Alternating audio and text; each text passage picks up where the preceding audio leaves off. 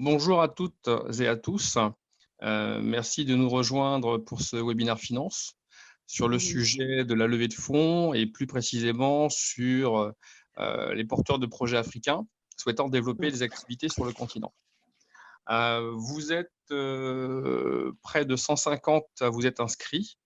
Et donc, nous tenons également à saluer plus particulièrement tous nos amis du continent, puisque nous avons pratiquement une quinzaine de pays qui sont représentés pour ce webinaire. Alors moi, je suis Christian Jarin, fondateur de la société All People From, et ce webinaire sera co-présenté par Madame Kenji Kadjar de Kadjar Finance et par Monsieur Yves Comaclo de Waeco Crédit, voilà, qui se présenteront un peu plus par la suite. Et nous avons également parmi l'équipe d'organisation Monsieur Boubacar Diallo, qui est le fondateur de la plateforme média Africatech. Alors, compte tenu du nombre de personnes présentes, ceux qui sont auditeurs ne pourront malheureusement pas interagir pour des raisons, on va dire, de timing et pour des raisons également on va dire, pour ne pas trop perturber, on va dire, nos deux présentateurs. Mais sachez que vous aurez la possibilité d'interagir avec nous par la suite. Et nous avons mis de côté un certain nombre de questions qui nous ont été préalablement envoyées afin de les passer en revue à la fin de ce webinaire. Voilà. Donc, bien entendu, on restera en contact à la fin du webinaire pour des entretiens téléphoniques individuels ou de groupe avec ceux qui voudront aller plus loin. Mais sachez d'ores et déjà, mesdemoiselles et messieurs, que nous avons programmé d'autres webinaires puisque voilà, on est tous malheureusement pour la plupart confinés chez nous, donc il faut occuper, on va dire, de façon professionnelle ce temps qui nous est imparti. Et voilà, et donc on va vous proposer à la fois des sujets finances, mais aussi d'autres sujets. Voilà. Et cela dans le cadre de la création d'un futur club d'affaires, mais vous en entendrez parler pour ceux pour lesquels nous avons les coordonnées. Donc, pour ce webinaire, je vous laisse en compagnie de Kenji et Yves qui vont rentrer dans le vif du sujet. Et moi, pour ma part, je vous retrouve à la fin du webinaire pour les questions-réponses. Voilà. Kenji, Yves, c'est à vous. Super. Merci beaucoup, Christian. Merci à vous, chers auditeurs, d'avoir répondu présent à ce webinaire. Voici le sommaire de notre exposé. Donc, nous allons vous présenter les 3 structures qui ont sponsorisé le webinaire d'aujourd'hui. Et ensuite, nous allons vous expliciter le déroulement d'une levée de fonds et aussi vous donner quelques recommandations pour réussir cette démarche, tout en parlant de l'Afrique et de ses spécificités. Et Monsieur Yves Comaclo va aussi nous faire un partage d'expérience en tant qu'investment manager. Voilà. Et donc, tout au long de la présentation, nous allons répondre aux questions que vous nous avez fait parvenir sur le formulaire d'inscription. Et nous avons réservé une deuxième partie pour la réponse à certaines questions. Voilà.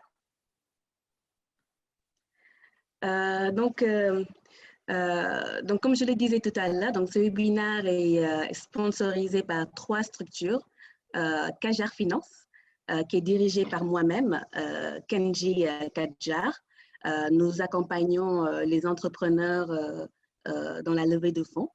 Donc, il y a aussi All People From, qui est dirigé par Christian Jarin, donc celui qui nous a introduits. Il accompagne des entrepreneurs aussi bien en Afrique, en Europe, dans les volets commerciaux et de stratégie. Il y a aussi Africatech qui est dirigée par Boubacar Diallo. Donc, c'est une plateforme média qui est dédiée à l'entrepreneuriat africain. Donc, il met en relation des professionnels, des entrepreneurs et il fournit également des études de marché en Afrique. Donc, voilà. Nous avons parmi nous un invité de marque. Il s'agit de Monsieur Yves Comaclo, donc, qui est Investment Manager en Côte d'Ivoire dans la société Waeco Crédit, qui est spécialisée dans le capital investissement. Il va partager avec nous son expérience dans le financement en Afrique. Donc, je vais laisser la parole à Monsieur Yves Comaclo. Merci pour l'invitation. Donc, très rapidement, Waeco Crédit, c'est une institution financière de développement dont le siège est aux Pays-Bas. Nous avons été créés en 1975 et nous sommes essentiellement focalisés sur le financement des activités qui ont un impact social. Nous sommes dans la classe des investisseurs à impact qui visent évidemment la rentabilité financière, mais également l'impact social. C'est pour ça que nous sommes actifs dans l'inclusion financière, le secteur des énergies renouvelables et le secteur de l'agriculture. Donc, nous sommes, comme je le disais, nous avons 45 ans d'expérience et nous investissons un peu partout dans le monde, en Amérique latine, en Afrique, en Asie, avec nos propres levées de fonds, essentiellement en Europe de l'Ouest et en Amérique du Nord. Et le total de bilan de la société au 31 décembre était de à peu près 1,3 milliard. Et donc, je ferai rapidement un zoom sur l'Afrique, Kenji. Oui. Le prochain slide, merci. Donc, pour ce qui concerne nos opérations en Afrique, nous intervenons en Afrique depuis le début des années 90. Par exemple, nous sommes en Afrique de l'Ouest depuis 1994, où nous investissons sur l'ensemble, sur une grosse partie des pays de la CEDEAO. Et nous avons un bureau à Lagos au Nigeria, à Accra au Ghana, et le bureau d'Abidjan que je dirige qui s'occupe de la zone UMOA. En Afrique de l'Est, nous avons un bureau désormais à Nairobi. Et comme vous le voyez, nous servons à peu près un peu plus de 130 organisations qui sont des banques, des institutions de microfinance, des coopératives agricoles, des PME, pour un volume d'encours.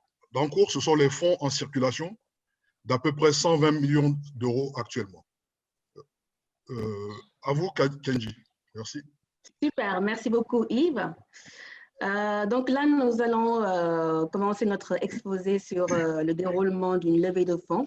Et donc, nous avons essayé de montrer dans ce slide que les besoins et les sources de financement sont intimement liés au cycle de vie d'une entreprise. Donc, comme vous le voyez bien, en phase d'amorçage, l'entreprise est considérée à risque car elle n'a pas encore fait ses preuves. Donc, il est recommandé à cette étape de faire appel à des fonds personnels, à la love money, aux dons et aussi parfois au concours.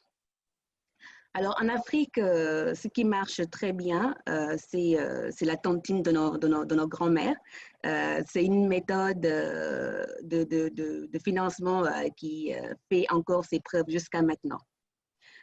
Nous avons aussi des plateformes de financement Internet comme Nellam Investissement, où des personnes de la diaspora peuvent venir et soutenir des projets entrepreneuriaux. Voilà. Et ensuite, lorsque le produit ou le service est lancé et que le business model est bien validé par le marché, ce serait intéressant et judicieux à ce moment-là de faire appel aux fonds des business angels ou au crowdfunding ou au capital risqueur pour renforcer les capacités financières, matérielles et immatérielles. Mais notez quand même que tout au long de la vie d'une entreprise, vous pouvez faire appel à votre conseiller bancaire pour vous appuyer avec des dettes. Yves, Komaklo, est-ce que vous pouvez rajouter quelque chose?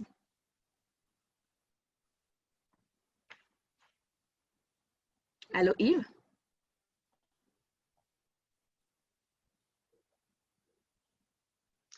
Oui. Est-ce que tu... Oui. Est-ce que Yves est toujours là? Alors, je vais l'activer. Oui, Yves, la parole est à vous. Oui, en fait, le système me met en sourdine automatiquement, donc il faut vérifier que… D'accord. Ouais, merci. Donc, pour ce qui concerne donc, la phase de création, effectivement, c'est la phase pendant laquelle les fonds de l'entreprise proviennent essentiellement de l'entrepreneur lui-même ou des associés, d'une manière générale. Oui. J'allais dire, de leur famille, de leurs amis, ex-collègues. Et c'est aussi à ce stade-là qu'il y a peut-être des fondations qui sont intéressées. Mais en général, il faut réfléchir en termes de cercle concentrique où, au départ, c'est effectivement les plus proches, les personnes les plus proches des entrepreneurs qui contribuent au financement de l'entreprise. Et donc, Oui. en fonction de la croissance de l'entreprise, on commence à avoir les premiers investisseurs externes, les business angels, etc. Donc, je confirme vos propos. Merci. OK. Et donc, voilà, merci beaucoup Yves. Donc, nous avons subdivisé les sources de financement en 4 catégories.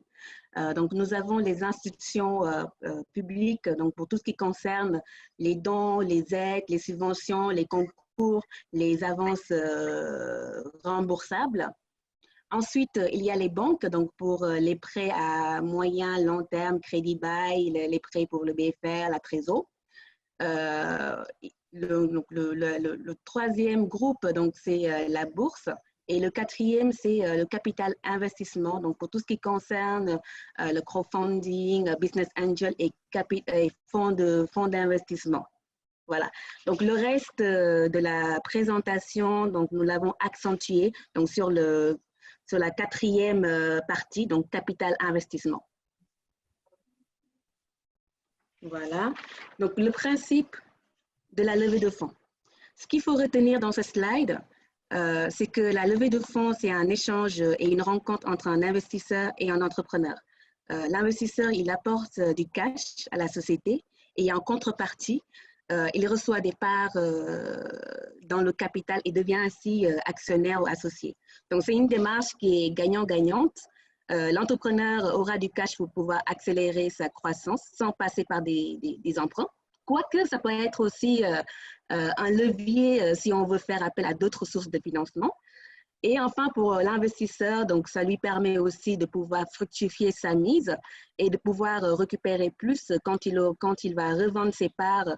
Et généralement, la revente se passe entre 5 et 7 ans. Yves? Oui, donc effectivement, les investisseurs qui sont intéressés par la phase de start-up, d'amorçage, sont intéressés par l'augmentation de valeur de l'entreprise et non pas par des remboursements qui viendraient à intervalles réguliers, comme les banques le requièrent. Donc, les premiers investisseurs dans l'entreprise investissent en capital de façon à pouvoir revendre leur part au bout de 5-7 ans, comme Kenji vient de le dire, à d'autres investisseurs ou à des industriels ou éventuellement par des sorties par la bourse. Donc, nous, au niveau… Là, je vais parler à plusieurs niveaux, donc en tant qu'investisseur individuel, mais également en tant que représentant d'Oiko Crédit ou d'autres investisseurs. Donc, selon l'âge et la maturité de l'entreprise, différents types d'investisseurs vont être intéressés. Et donc, évidemment, leur profil de risque et leur appétit au risque. Merci. OK, super. Merci Yves. Et donc, quel est l'intérêt pour l'entreprise de passer par une levée de fonds? Donc, c'est une question que posent beaucoup d'entrepreneurs.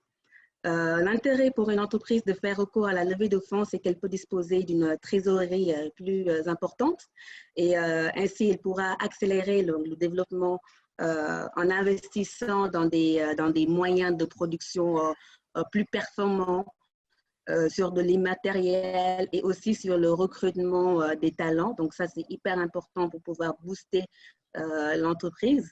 Mais aussi, l'entrepreneur pourra bénéficier de l'expertise de l'investisseur. Généralement, ce sont des personnes qui ont plusieurs années de pratique.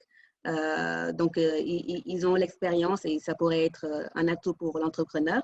Et aussi, donc, il y a le carnet d'adresses dont l'entrepreneur pourra bénéficier. Yves, si vous êtes d'accord. Yves, si vous avez des choses à… Généralement, quand les premiers investisseurs en capital demandent, par exemple, un siège au conseil d'administration qui leur permet d'influencer la direction de la stratégie de l'entreprise, mais également de pouvoir apporter, au-delà de leurs compétences, leur propre réseau, puisque le premier investisseur a intérêt à ce que la société prenne de la valeur et donc à se réussir sur les marchés, notamment marchés commerciaux, mais également à attirer de nouveaux investisseurs. Donc, c'est dans l'intérêt de l'investisseur que que ce développement-là se fasse correctement. Tout à fait. Et donc, quels sont les objectifs pour l'investisseur dans une levée de fonds? Afin de pouvoir préparer une levée de fonds, il faudra bien intégrer dans le dossier de financement les intérêts de l'investisseur. Et un de ces objectifs, c'est de faire du profit. Mais maintenant, nous constatons que de plus en plus, les investisseurs intègrent les volets social, environnemental, écologique dans leur stratégie d'investissement. Donc, il ne s'agit plus pour un investisseur que pour voilà, d'entrer dans le capital que pour gagner de l'argent, mais il y a aussi l'impact derrière qui peut être social, écologique, voilà, qu'il prend en compte. Et donc, dans le montage du dossier, cher entrepreneur, il faudra prendre en compte ces volets-là. Yves? Oui, en fait, bon, j'en ai pas parlé au moment où on faisait la présentation d'Oikocrédit, mais il est important de rappeler que les différents types d'investisseurs ont différents objectifs. Nous, qui sommes dans la classe des investisseurs à impact, évidemment, les critères ESG, donc environnemental, social et gouvernance, sont primordiaux. Je dirais même qu'on fait l'évaluation ESG avant de faire les diligences financières.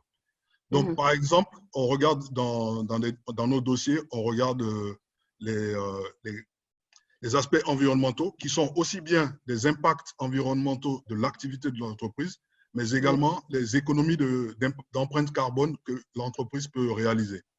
Également, par exemple, comme critère de sélection, quand on investit dans le secteur agricole, on regarde si la PME ou la coopérative dans laquelle nous allons investir dispose de certification.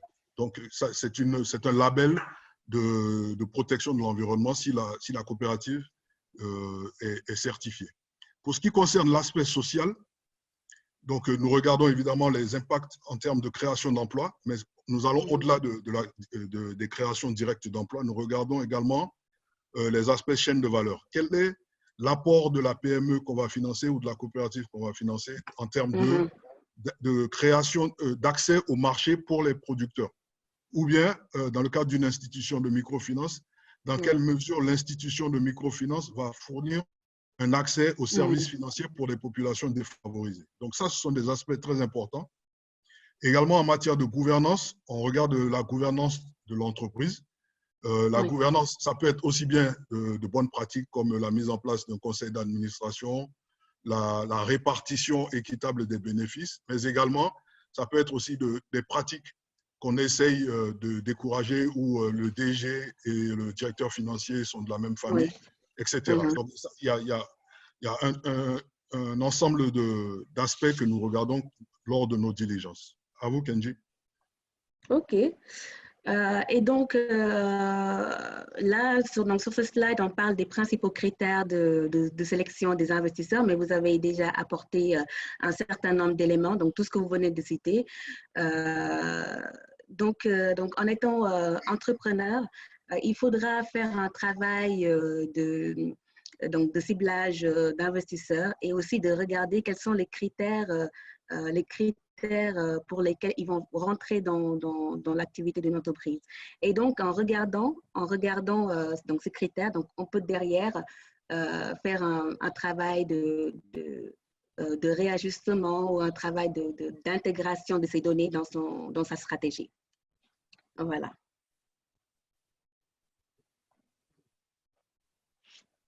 Donc là, c'est le process pour une levée de fonds.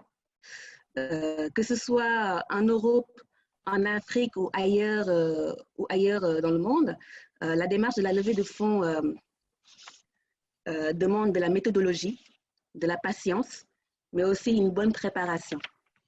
On ne peut pas se présenter devant un investisseur et demander 500 000 € si la demande est disproportionnée par rapport aux besoins, au potentiel et aussi à la valorisation de l'entreprise.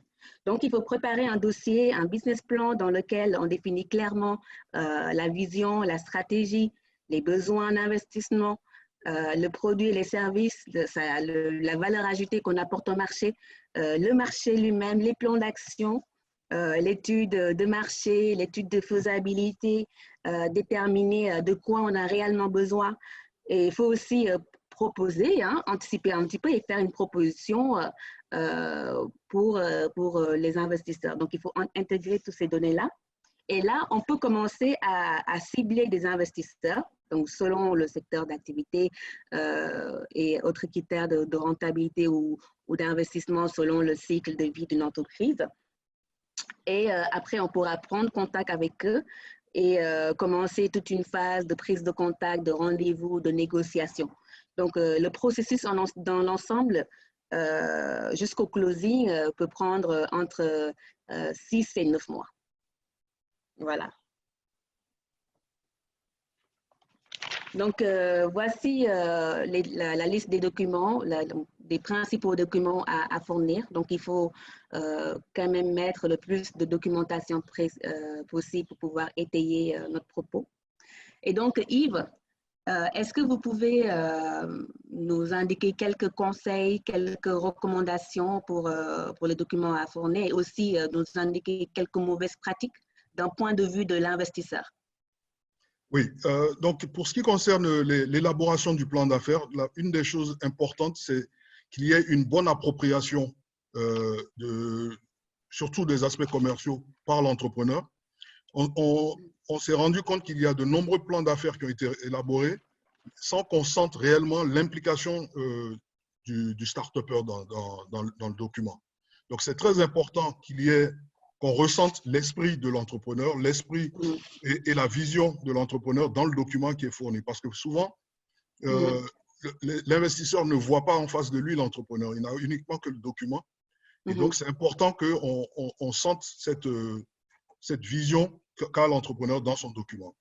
Donc, ce que j'appelais par appropriation, c'est qu'il faut également que l'on sente que lors de l'entretien qu'il y aura par la suite entre l'investisseur et l'entrepreneur, qu'il y ait une cohérence entre ce qui est mis dans le document et le niveau de compétence, de connaissance de l'entrepreneur.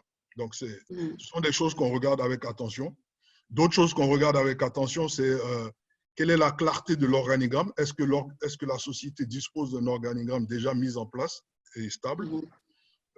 Est-ce que, j'avais déjà parlé par exemple des bonnes pratiques en matière de gouvernance. Donc, il y a tous ces éléments-là. Est-ce que, par exemple, les hypothèses de croissance des revenus ou du chiffre d'affaires ont été correctement testées vis-à-vis du reste du marché, etc. Donc, ça, ce sont des aspects pratiques, mais que des investisseurs qui ont une bonne expérience peuvent déceler rapidement comme faiblesse dans les documents. Super, super. C'est très bien. Et donc, un autre conseil pour réussir sa levée de fonds, c'est l'accompagnement. Nous vous conseillons vraiment d'être accompagné. Vous n'y arriverez pas seul, ou sinon ce serait très difficile d'y arriver seul. Il y a sur le marché des experts dans ce métier et qui le font depuis des années. Ils ont, comme nous, Kadjar Finance, l'écosystème qui permet d'aller de la première phase jusqu'à la dernière phase. Et on se propose de mettre en place tout un processus avec vous et pour vous, tant au niveau du process, donc comme on l'avait vu tout à l'heure, donc le process, il peut durer jusqu'à 6 mois ou 9 mois, donc selon la complexité de l'activité, et aussi au niveau du contenu, c'est-à-dire donc l'établissement des documents, du pitch, les business plans, les études à faire. Et il y a un troisième volet qui est hyper important, c'est l'état d'esprit. Donc, la démarche d'une levée de fonds demande vraiment d'avoir un état d'esprit qui est clair, où il faut prendre en compte qu'on doit faire appel à des investisseurs. On va traiter avec eux, négocier et défendre la valeur de l'entreprise. Et enfin, il y a la partie négociation où on va traiter de nombreux aspects techniques, à savoir le côté juridique, stratégique, commercial, fiscaliste et aussi le côté opérationnel. Donc, tout ça, ça demande beaucoup de compétences et il faut être bien entouré. Voilà. Aujourd'hui, ce qui nous réunit tous, c'est l'Afrique. Pratiquement plus de 80% des personnes qui sont présentes aujourd'hui sont issues soit de la diaspora ou sont présents en Afrique même.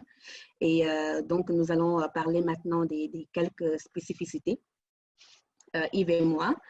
Moi, à mon sens, j'ai relevé 4 points importants et qui influencent quand même le financement. Donc, le premier, c'est la conjoncture qui est globalement favorable. Donc, on a vu que les performances économiques de l'Afrique subsaharienne ont été quand même supérieures à celles de l'économie mondiale, surtout dans les domaines de l'agro-business, des énergies renouvelables et du numérique, et ce qui attire d'ailleurs l'attention des investisseurs chinois, des Japonais, des Allemands, etc. Et nous avons pu observer, par exemple, lors de la crise de 2019, que l'économie mondiale était en récession, alors que l'Afrique se distinguait par sa résilience. Donc, pour cette crise-là qu'on vit, donc la crise du coronavirus, donc on observe. Et déjà, on est en train de voir les tendances entre le reste du monde et aussi l'Afrique au niveau des activités. Voilà, donc à observer. Ensuite, le deuxième point, c'est que la population africaine, elle est jeune, elle est urbaine et elle est connectée. Donc, d'après les études, les jeunes représentent 75% de la population, donc c'est un atout et une main-d'œuvre importante. Troisième point que j'ai relevé et qui est important, c'est qu'il y a quelques fragilités structurelles en Afrique, à savoir la lenteur et parfois la lourdeur au niveau des administrations. Donc là, il y a vraiment un travail à faire. Il y a également le secteur informel. D'ailleurs, d'après une étude de la Banque mondiale, ils ont montré que près de 80% de l'économie est composée du secteur informel. Donc, c'est vraiment énorme. Et donc dans ce secteur-là, la plupart des entrepreneurs ont difficilement accès au financement parce que tout simplement, défaut de documents administratifs, donc ils n'ont pas de livres comptables, de comptes bancaires pour la plupart ou de documents d'imposition. Donc, ça peut être un frein. Et pourtant, l'accès au financement serait été vraiment justifié pour ces personnes-là. Donc, il y a une sorte de rééducation à faire et aussi une sorte de réajustement à faire de la part des États, de la part des organismes de financement. Et le quatrième point, c'est au niveau politique. Donc, il faut savoir que les flux de capitaux sont très, très sensibles aux actions politiques. Donc, ils tendent à se diminuer durant les périodes d'instabilité ou de transition électorale. Voilà. Yves, qu'est-ce que vous en pensez? Alors, je vais activer votre micro. Oui, merci. Oui, voilà. Je vais rebondir sur le point numéro 3 et aussi ajouter un autre point. Donc, pour ce qui concerne les documents ou l'absence de documents fournis par les entrepreneurs, effectivement, avec la forte proportion d'entreprises émanant du secteur informel, il est clair que nous, en tant qu'investisseurs, et même nos collègues banquiers reçoivent de nombreuses requêtes de financement qui sont incomplètes, notamment à cause des documents.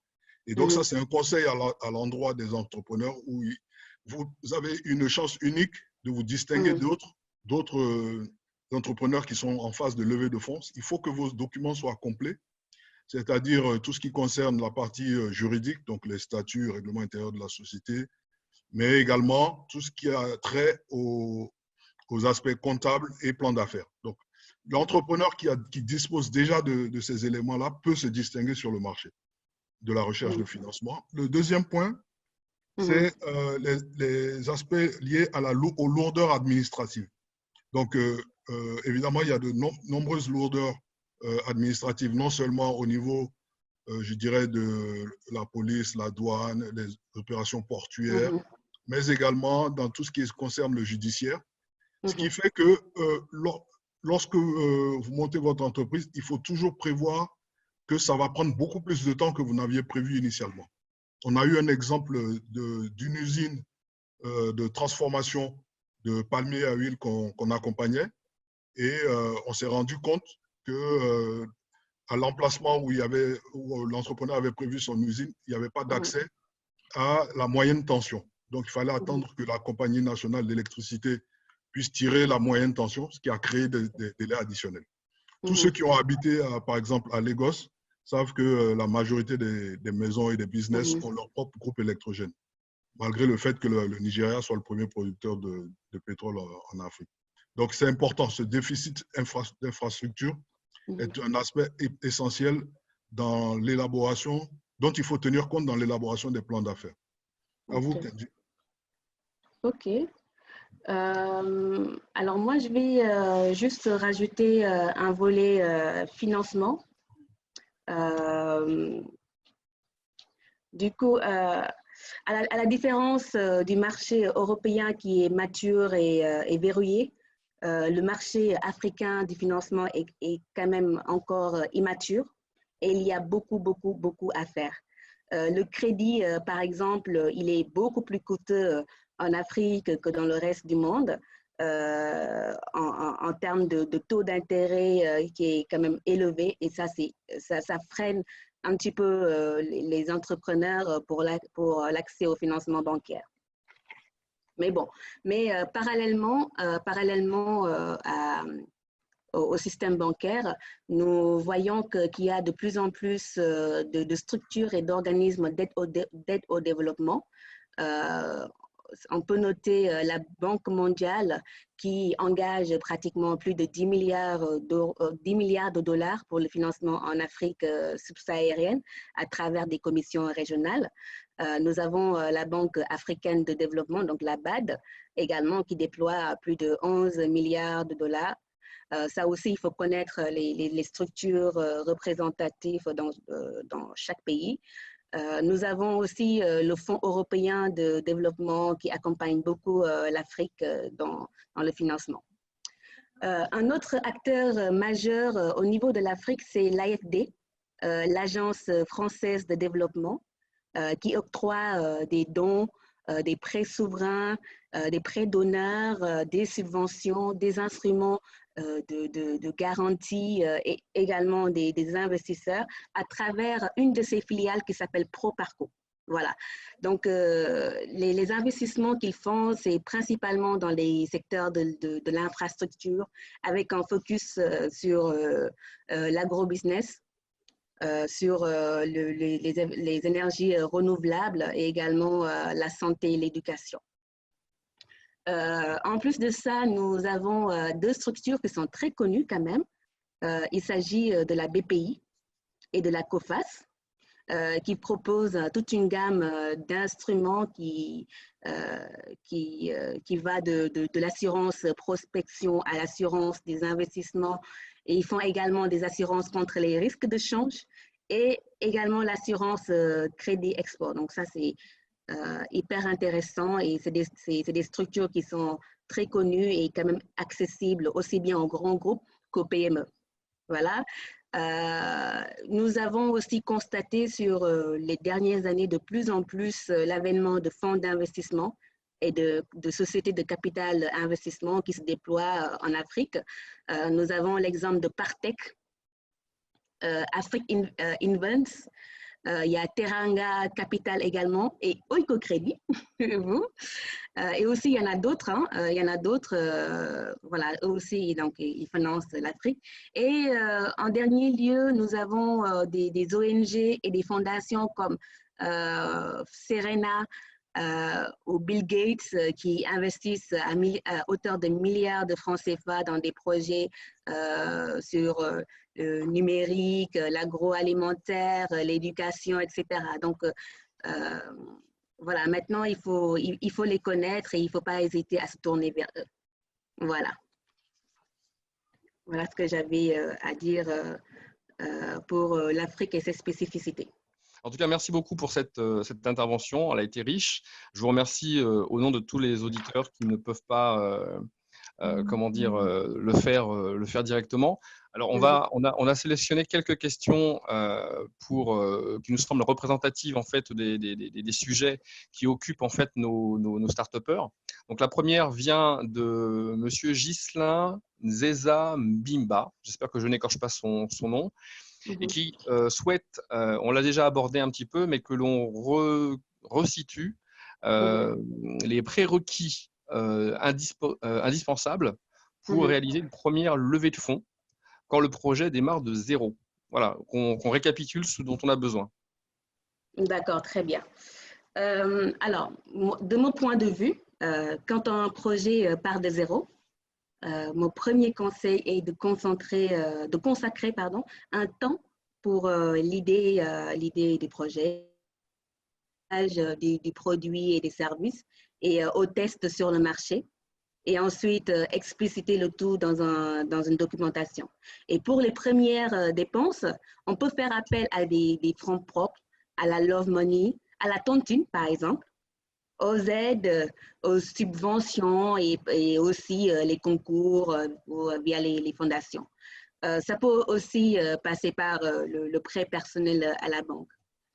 Parallèlement, pour certains types de start-up ou types de projets, l'entrepreneur peut aller voir un fonds de capital d'amorçage pour qu'il puisse intervenir pour les premières dépenses.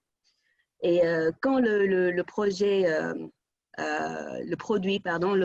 le business model sont validés par le marché et auprès des premiers clients, à ce moment-là, on peut aller plus loin, définir une stratégie de croissance, les besoins qui vont avec, et faire appel ensuite à des fonds d'investissement, des business angels, etc.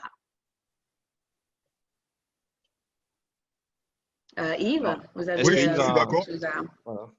Oui, je suis d'accord. Donc, c'est très important d'avoir une démarche pas à pas parce que, bon, comme Monsieur Mbimba l'indique, si le projet démarre de zéro, si vous voulez le faire décoller, il va falloir vous-même mettre de l'argent, d'une part, mais également, j'allais dire, de la transpiration. C'est-à-dire qu'il faut que l'entrepreneur travaille sur son projet, donc créer un prototype, le test, commence à réaliser ses premières ventes pour pouvoir convaincre d'autres personnes, et notamment des investisseurs externes, que l'entreprise peut réussir sur le marché. Donc, il va falloir que c'est d'abord à l'entrepreneur et à ses associés de mettre les premières ressources financières et techniques dans le dossier, dans le projet. Voilà. OK. Très bien, donc c'est une transition toute trouvée pour la question suivante, puisque je vais laisser M. Comaclo poursuivre, puisque la deuxième question, c'est de savoir quelles sont les attentes les plus importantes, à la fois pour l'investisseur et pour l'entrepreneur. Donc pour l'investisseur, je vous laisse poursuivre, Yves. Quels sont les autres éléments importants à garder en tête pour le projet, pour le dossier? Oui, exactement. Voilà, donc là, ce qu'il faut, c'est évidemment, du point de vue de l'investisseur, c'est… Bon, la question principale de l'investisseur, c'est quand je vais revendre mes parts, aurais-je réalisé une plus-value? Et donc, l'investisseur, il regarde le projet, et donc c'est d'abord la qualité de l'entrepreneur, et au sens large, la qualité de l'équipe dirigeante qui compte. Donc, pour le créateur d'entreprise, c'est quelle est sa capacité à monter une équipe, à gérer cette équipe pour qu'elle réussisse sur le marché. Donc, première attente, c'est ça. Deuxième attente, c'est est-ce que l'entrepreneur est prêt à ouvrir son capital? Donc, malheureusement, c'est un peu la réalité en Afrique. Les gens veulent monter leur boîte et conserver 100% du capital pendant toute la durée de la vie de l'entreprise.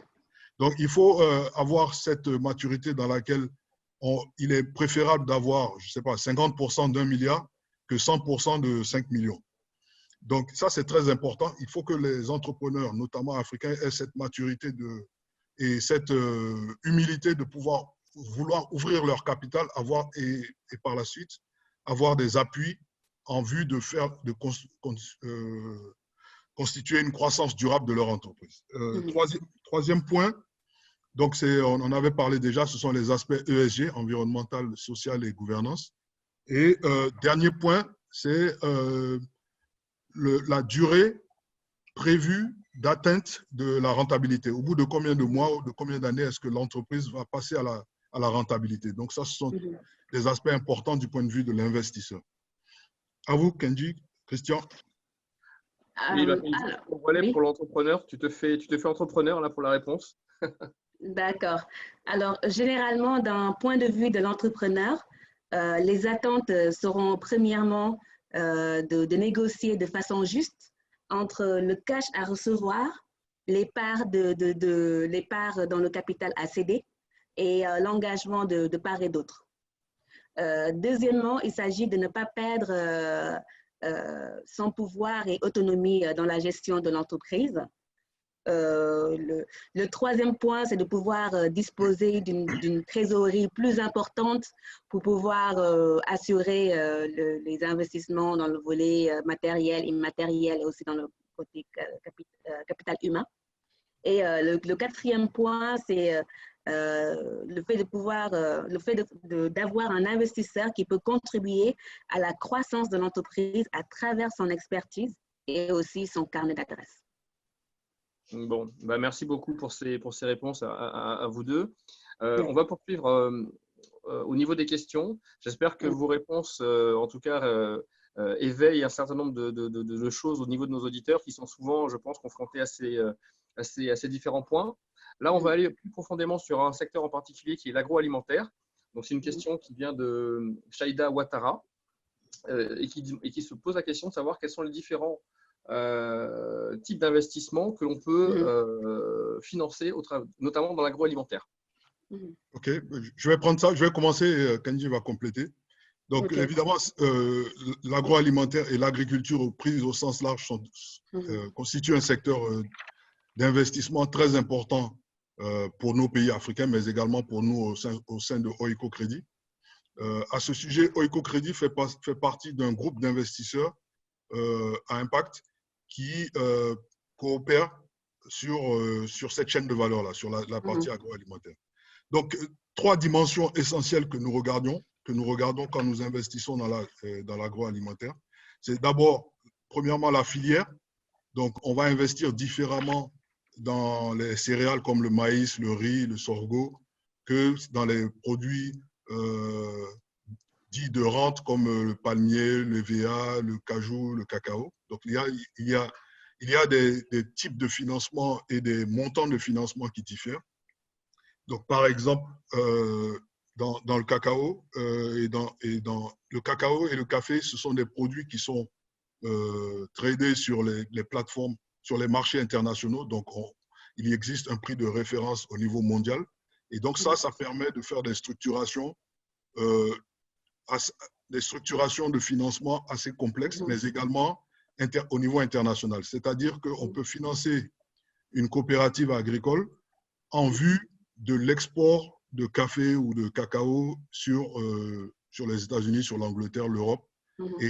Et par exemple, Oiko Crédit se ferait payer par les acheteurs de cette coopérative qui sont basés en Hollande. Donc ça, ce sont des choses qui sont faisables. Ensuite, il y a les différents types d'instruments de financement. Les instruments de financement, ça correspond à quels moyens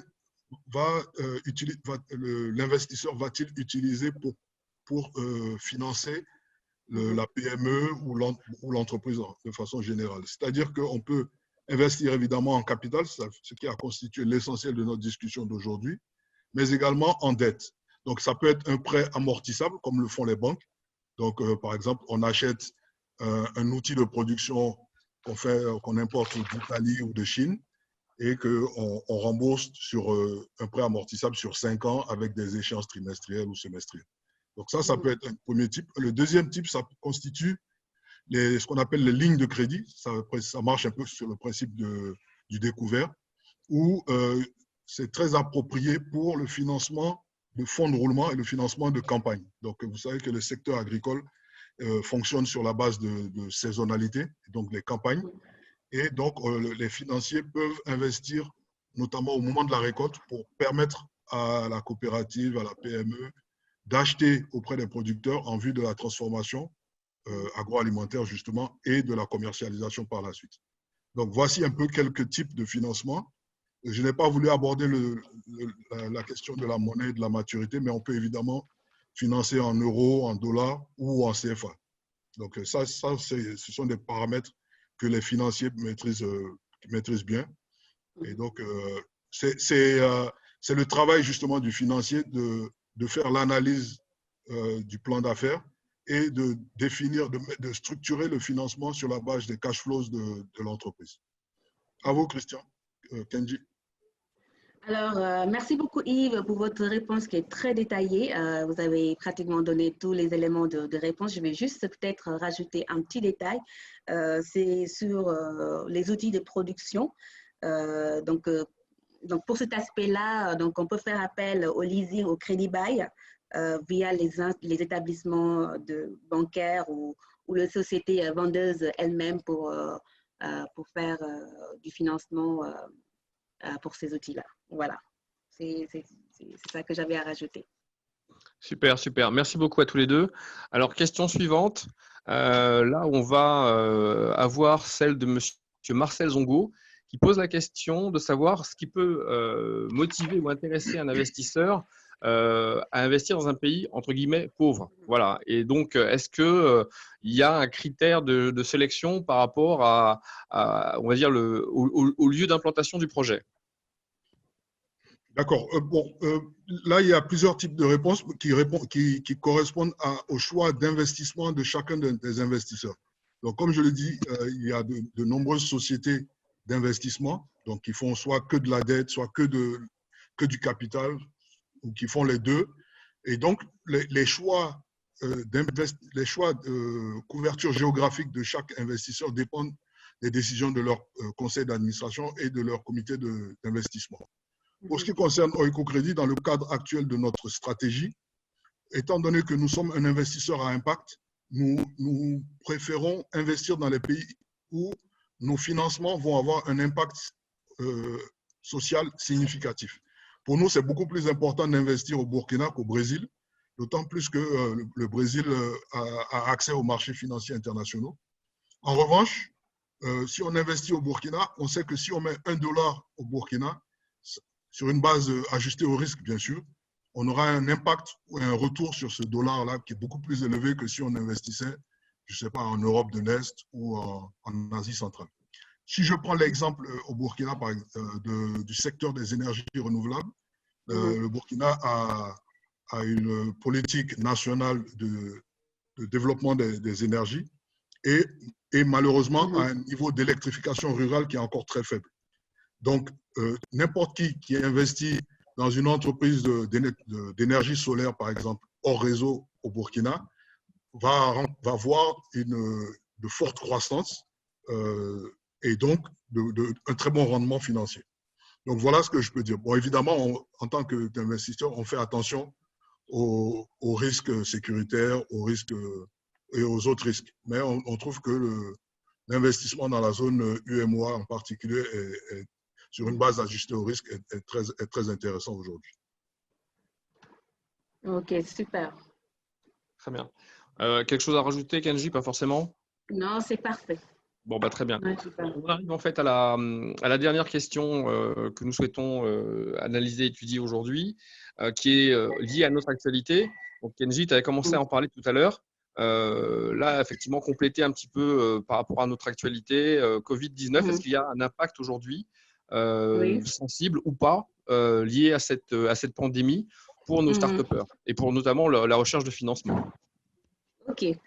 Alors pour moi, les mêmes outils de financement seront conservés, mais il y a une grande vigilance sur le financement de quelques secteurs qui sont touchés par le Covid-19, donc à savoir l'import-export, le tourisme, l'hôtellerie, restauration et également le transport. Voilà. Par ailleurs, pour aider les entreprises face à cette crise, les États et les banques ont mis en place quelques mesures de soutien telles que les PGE, donc c'est-à-dire des prêts garantis par l'État pratiquement à taux nul. Il y a également les fonds d'urgence de soutien aux PME et PMI. Donc, pour tous ceux qui ont des difficultés en termes de trésorerie, ils pourront faire appel à ces fonds d'aide et de solidarité. Le troisième point, c'est les possibilités de report de crédit de 3 mois sans charge d'intérêt, ni frais, ni pénalité de retard. Et ça, c'est quand même un atout important face à cette situation de crise. Bon, en ce moment, les États africains sont en train de discuter sur une éventuelle annulation de dette pour cette année à cause des difficultés économiques actuelles. Et si toutefois, si ça se concrétise, il y aura des disponibilités pour stimuler l'économie et l'entrepreneuriat. Mais bon, mais pour le moment, rien n'est confirmé ou concrétisé. Donc, il ne faut pas encore compter là-dessus pour le moment. Voilà. Très bien, très bien. Yves, quelque chose à ajouter sur le sujet de la pandémie? Non, pas trop, mais bon, comme le temps est court. Mais sinon, je dirais que n'importe quelle start-up qui fournit, par exemple, de l'azithromycine ou des tests aujourd'hui n'aura aucun problème de financement. Au-delà de cette boutade, je dirais que c'est aussi le bon moment pour les start-upers de retester leurs hypothèses de croissance, de renforcer leur plan de développement, leur business plan, justement, de aussi préparer leur plan de recrutement de dirigeants. Je pense que il faut être prêt pour la phase de rebond économique qui viendra après la crise. Merci. Bon, donc si je rebondis sur le message, c'est-à-dire que cette période de confinement peut être mise à profit, voilà, pour justement constituer un dossier si ce n'est pas encore fait, voire le compléter, l'enrichir. Exactement.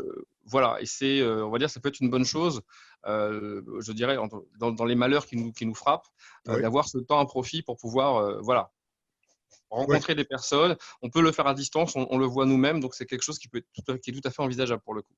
On le fait nous-mêmes et justement, je pense que ce genre de séance que l'on a actuellement permettra à chacun des entrepreneurs justement de renforcer leur plan d'affaires. Super, super. En tout cas, merci beaucoup. On arrive en fait à la fin de ce webinaire.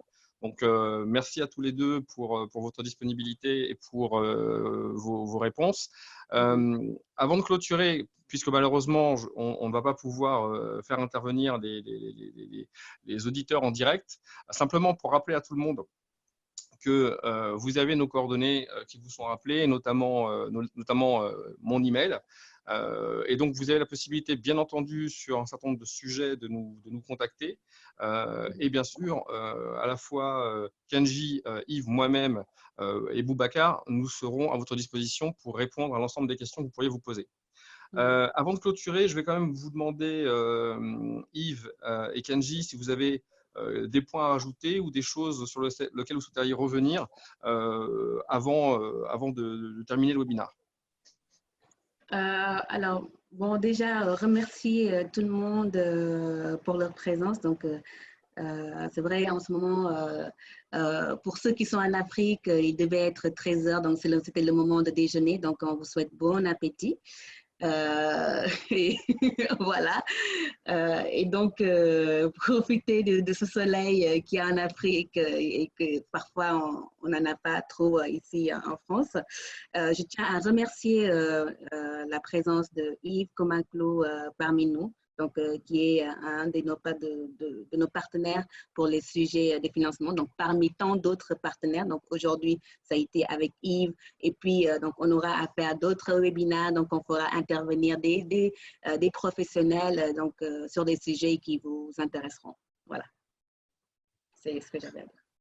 Oui, message très rapide de ma part, c'est encourager donc les entrepreneurs à renforcer leur plan d'affaires, à élargir leur réseau d'affaires, donc justement à travers ces webinaires, et rappeler à tout le monde qu'il existe beaucoup d'argent sur les marchés actuellement. Donc, si vos investisseurs disent qu'ils n'ont pas beaucoup de ressources, essayez de repousser cette affirmation. Il y a aujourd'hui beaucoup d'argent sur les marchés, mais il suffit de savoir aller chercher ces ressources-là. Exactement. Bon, en tout cas, merci beaucoup. Moi, la synthèse que je pourrais faire de tout ça, C'est de dire qu'aujourd'hui, il y a une potentialité de développement pour les jeunes entreprises africaines qui est très importante. Pour en avoir vu un certain nombre, je sais qu'il y a de très beaux projets dans les tuyaux et que certains sont justement connectés aujourd'hui à ce webinaire. On est en train de travailler et de regrouper un certain nombre d'expertises. Donc, Yves et Kenji sont deux de ces experts, mais effectivement, il y en a un certain nombre. Donc, l'idée, c'est de constituer une task force ou des task force pour être en capacité d'accompagner ces initiatives économiques, ces jeunes entreprises et aussi celles qui sont moins jeunes, parce que les demandes de financement peuvent être aussi pour les entreprises qui sont déjà installées et qui ont besoin de passer à un cran au-dessus en termes de développement. Donc, on est à votre disposition. Voilà, on a mis à profit, on va dire, le temps qui nous est imparti dans cette situation pour avancer sur ce sujet. Il y en a bien d'autres. Et sachez que derrière, on est à votre disposition pour ensuite mettre les mains dans le moteur. Parce que là, on a eu la théorie du moteur, mais il faut ensuite aller mettre les mains dedans et après démarrer la voiture. Et puis après, faire en sorte qu'elle roule. Donc, il y a des sujets finances, mais il y a aussi des sujets commerciaux, il y a des sujets de communication, il y a des sujets digitaux, il y a des sujets, enfin, il y a plein de sujets aujourd'hui qui permettent, une fois, je dirais, bien mis en œuvre, de faire que les entreprises africaines se développent. Et c'est notre sujet à tous et on y contribue tous, chacun à notre niveau. Voilà. Donc, moi, je vous remercie tous. Merci beaucoup, Yves. Merci beaucoup, Kenji. Ce fut une très belle présentation. Merci.